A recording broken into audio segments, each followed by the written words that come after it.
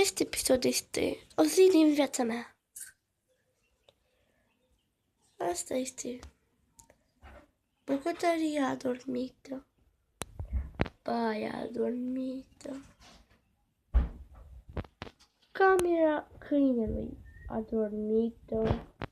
Camera părinților adormită. Camera mea adormită. Camera fetelor în care sora mea mai mică tează. Camera în care sora mea mai mică tează. Oh, nu. Hihihihi. Sally. Sally. Da, ce e? Ce faci? Dormeam. Tu? Am venit să văd ce faci, dar dacă dormeai plec. Dormeam. Acum nu mai pot să dorm. Dar totuși trezește și pe vara ta. Dacă e o stradă, trebuie să fie și ea.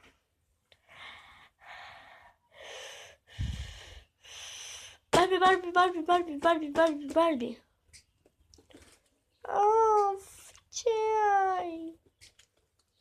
Am stat aici de 2 săptămâni și deja mă exasperezi. Acum pleacă. Pa! Alexandra, Bianca, fetelor.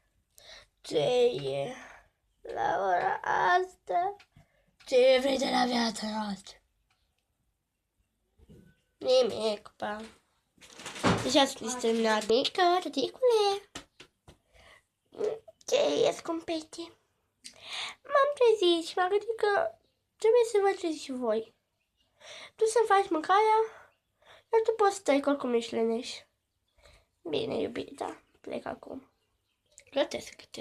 Tati, tu ce faci acum? Doamne, așa că lasă-mă.